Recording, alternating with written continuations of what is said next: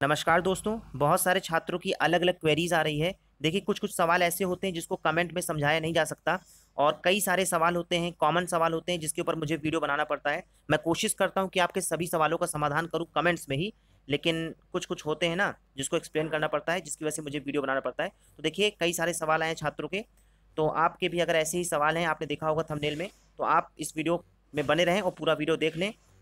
शायद आपके सवालों का समाधान हो जाए। आप लोगों में से जो भी इसमें पहली बार हमारे चैनल पे विजिट कर रहे हो, यदि आपके मन में भी कुछ ऐसे ही सवाल हैं तो आप कमेंट सेक्शन में अपने सवालों को लिख सकते हैं। जो भी नेक्स्ट वीडियो बनाया जाएगा आपके सवालों का समाधान किया जाएगा। इसके अतिरिक्त आप हमारा यूट्यूब चैनल भी सब्सक्राइब कर सकते हैं, शेयर कर सकते हैं रेगुलर अपडेट्स के लिए, क्योंकि मैं ऐसे ही आपको वीडियोस प्रोवाइड करता रहता हूँ। इसके अलावा आप हमारा टेलीग्राम चैनल भी ज्वाइन कर सकते हैं स्टडी मटेरियल्स के लिए। एग्जाम पॉइंट ऑफ व्यू से सभी रिलेवेंट स्टडी मटेरियल मैं प्रोवाइड करता हूँ। ठीक है, तो देखिए, एक स्टूडेंट है, देखिए इनका ये सवाल बहुत अच्छा सवाल है।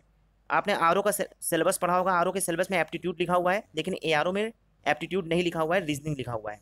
ठीक है, तो देखिए, मैं आपको एक बार बता रहा हूँ। देखिए, एप्टीट्यूड और रीजनिंग अगर देखा जाए तो ज़्यादा फर्क नहीं पड़ता है, लेकिन एप्टीट्यूड में हो सकता है कि मैथ्स के कुछ सवाल मैथ्स के भी ये लोग इंक्लूड कर दें। मैथ्स का मतलब ये होता है रीजनिंग और मैथ्स को कंबाइन करेंगे। ऐसा सवाल आएगा जिसमें मैथ्स भी रहेगा, रीजनिंग भी रहेगा। ठीक है, जैसे आपने एसएससी में देखा होगा, एसएससी सीजीएल में भी कुछ सवाल ऐसे आ जाते हैं जिसमें मैथ्स मतलब मैथ्स वाली रीजनिंग रहती है। ठीक है, तो एप्टीट्यूड में ज़्यादा से ज़्यादा यही होगा। ठीक है, तो आपको ज़्यादा परेशान नहीं होना है, रीजनिंग की तरह ही होगा, लेकिन मैथ्स के सवाल की तरह होगा। जैसे 2016 का आप लोग पेपर देख लीजिएगा, आरओ का 2016 का पेपर, तो उसमें जो आपकी मैथ्स आई थी वो रीजनिंग की तरह ही मैथ्स आई थी, तो इससे ज़्यादा आपको फर्क नहीं पड़ेगा। ठीक है, जो मैथ्स वाले स्टूडेंट उनको तो कोई दिक्कत नहीं, और जो नॉन मैथ्स वाले स्टूडेंट हैं आपको भी ज़्यादा फर्क नहीं पड़ना चाहिए, क्योंकि आप लोग रीजनिंग में तो वो सब पढ़ते ही हो। ठीक है, तो इसमें आपको ज़्यादा टेंशन नहीं लेना है, इतना परेशान ना होइए।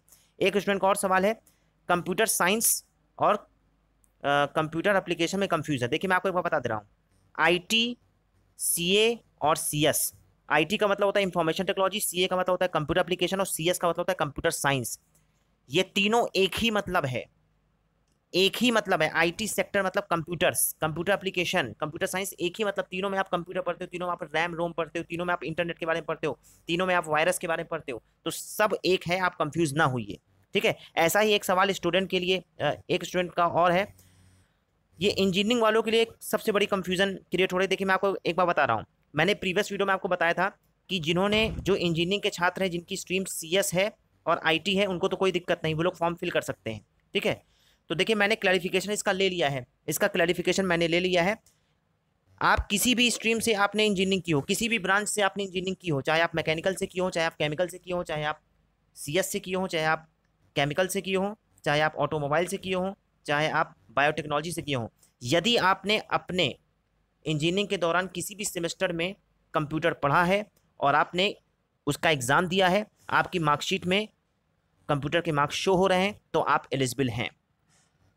ठीक है, आपको थोड़ा कॉमन सेंस लगाना चाहिए कि जब जब ट्रिपल सी, जो कि 3 महीने का होता है ट्रिपल सी, जब वो एलिजिबल है, तो आपने तो एक सेमेस्टर में इंजीनियरिंग पढ़ी है। एक सेमेस्टर मतलब 6 महीना आपने पढ़ा है, और आपने उसका एग्जाम भी दिया है। अब देखिए, मैं एक बार बता दे रहा हूँ, जब आप डीवी कराने जाओगे तो कुछ ना कुछ प्रूफ तो दोगे ना, कि देखिए सर, मैंने सेकंड सेमेस्टर में कंप्यूटर पढ़ा है, या मैंने फर्स्ट सेमेस्टर में कंप्यूटर पढ़ा है, या मैंने थर्ड सेमेस्टर में कंप्यूटर पढ़ा है, जिसके मार्क्स मार्कशीट में शो हो रहे हैं। तो जब मार्कशीट में मार्क्स शो होंगे, वही आपका एलिजिबिलिटी है कि हाँ, मैंने सेकंड सेमेस्टर में कंप्यूटर पढ़ा है और इसके मार्क्स मार्कशीट में शो हो रहे हैं। ठीक है, तो फिर से बता दे रहा हूँ, सभी इंजीनियरिंग वाले छात्र, सभी इंजीनियरिंग वाले स्टूडेंट्स, आप लोग एलिजिबल हैं। आप लोग आरओ का फॉर्म फिल कर सकते हैं, क्योंकि आप लोग अपने इंजीनियरिंग के दौरान एक सेमेस्टर में कंप्यूटर पढ़ते हैं और इसका एग्जाम देते हैं, जिसके मार्क्स आपके मार्कशीट में शो होते हैं, तो आप लोग एलिजिबल हैं। आपको कोई भी टेंशन नहीं लेना, बेझिझक फॉर्म फिल कर सकते हैं। इसका क्लैरिफिकेशन मैंने ले लिया है, आरटीआई मैंने किया था। ठीक है, कॉल करके मैंने पूछा भी था, जो लोग डीवी करते हैं इलाहाबाद हाईकोर्ट में, मैंने उनसे खुद क्लैरिफाई किया है, तो वो लोग बताएं कि हाँ, एलिजिबल हैं। इंजीनियरिंग वाले छात्र किसी भी ब्रांच के आप लोग हों, आप लोग एलिजिबल हैं। बस कंडीशन यही है कि आपके रिजल्ट में मार्क्स शो होना चाहिए किसी भी एक सेमेस्टर में। ठीक है, क्योंकि भाई आप प्रूफ तो दोगे ना कि हाँ, मैं सेकंड सेमेस्टर में कंप्यूटर पढ़ा हूँ, या मैं फर्स्ट सेमेस्टर में पढ़ा हूँ, या मैं थर्ड सेमेस्टर में पढ़ा हूँ। ठीक है, अभी तक क्या था, अभी तक सीएस और आईटी वाले का मतलब क्लियर था, लेकिन अब अदर स्ट्रीम्स वाले भी क्लियर हैं। ठीक है, क्योंकि मैंने क्लैरिफिकेशन ले लिया है, जो डीबी करता है इलाहाबाद हाईकोर्ट में। ठीक है, एक बात और बता रहा हूँ, तो ये देखिए, इनका भी मैंने डाउट क्लियर कर दिया है। सीए और कंप्यूटर साइंस का मतलब एक ही होता है। ठीक है, एक छात्र और हैं, इनका भी यही सवाल है, क्या एमसीए वाले एलिजिबल हैं यदि उनके पास ट्रिपल सी ओ लेवल नहीं है तो। देखिए, आप ध्यान से सुनिएगा, यदि आपने ग्रेजुएशन के दौरान या पोस्ट ग्रेजुएशन के दौरान कंप्यूटर विषय पढ़ा है, चाहे 1 सेमेस्टर के लिए पढ़ा हो, चाहे 1 साल के लिए पढ़ा हो, चाहे 2 साल के लिए पढ़ा हो, तो आप एलिजिबल हैं। आपको अलग से ट्रिपल सी या ओ लेवल या डिप्लोमा करने की कोई आवश्यकता नहीं है। ठीक है, जैसे एक स्टूडेंट है, ये पूछ रहे हैं क्या एमसीए वाले एलिजिबल है, तो बिल्कुल आप एलिजिबल है। एमसीए का मतलब होता है मास्टर। किसमें मास्टर? कंप्यूटर एप्लीकेशन में मास्टर। ठीक है, तो कंप्यूटर एप्लीकेशन मतलब आपने 2 साल कंप्यूटर के बारे में पढ़ा है।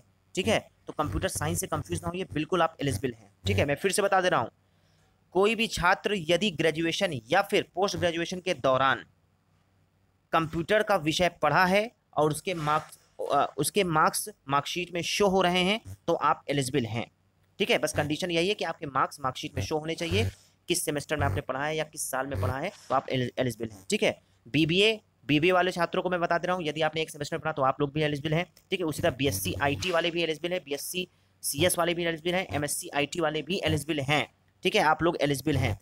जिनके पास कुछ नहीं है, जो लोग बीए किए हैं या एमए किए हैं और कुछ नहीं पढ़ा उन्होंने ग्रेजुएशन के दौरान, लेकिन उन्होंने पीजीडीसीए कर लिया है, पीजीडीसीए, तो आप लोग भी एलिजिबल हैं, क्योंकि पीजीडीसीए का मतलब ही होता है डिप्लोमा।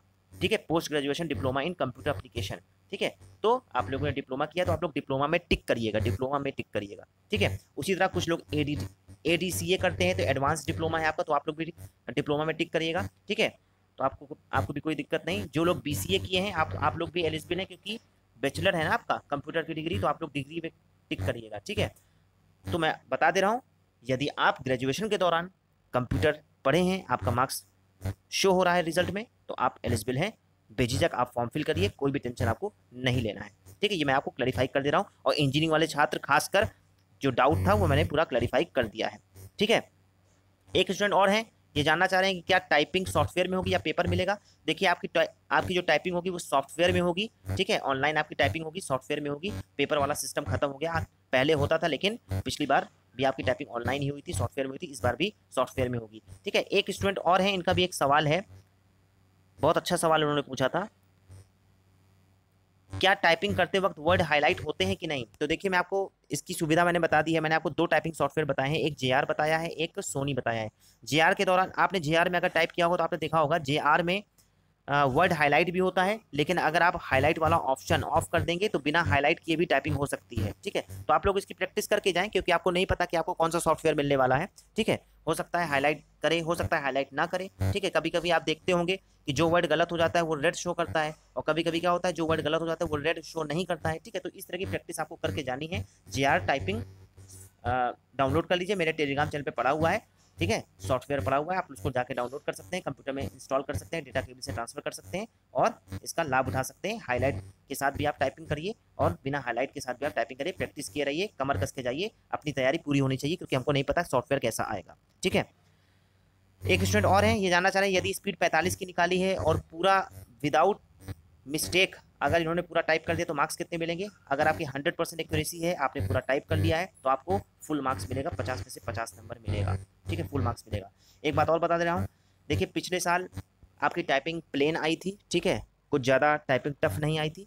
ठीक है, लेकिन आप प्लेन को सोच के मत जाइएगा। ठीक है, क्योंकि लगातार कंपटीशन बढ़ता जा रहा है। आपने देखा होगा एनटीए को टेंडर मिल गया, तो पेपर भी हो सकता है कुछ एडवांस लेवल का आए। ठीक है, तो आपको जजमेंट की भी प्रैक्टिस किए रखना है और सिंपल टाइपिंग की तो प्रैक्टिस किए रखना है। ठीक है, क्योंकि 2016 में आपको पता है कि जजमेंट आया था टाइप करने के लिए। ठीक है, तो आप लोग इसकी टेंशन ना लें। आपके मन में कुछ ऐसे ही सवाल हों तो कमेंट सेक्शन में पूछिए। इस वीडियो में इतना ही। ज़्यादा से ज़्यादा यूट्यूब चैनल को सब्सक्राइब करिए, ज़्यादा से ज़्यादा शेयर करिए। जितना ज़्यादा आप शेयर करेंगे, जितना आप सब्सक्राइब करेंगे, उतना ज़्यादा मुझे मोटिवेशन मिलेगा। और आपकी जो भी क्वेरीज हो, जो भी गरीब छात्र हैं, जो भी आपके दोस्त लोग हों, उनके साथ भी शेयर करिएगा। टेलीग्राम चैनल भी शेयर करिएगा, ज्वाइन करिएगा। इस वीडियो में इतना ही। जय हिंद।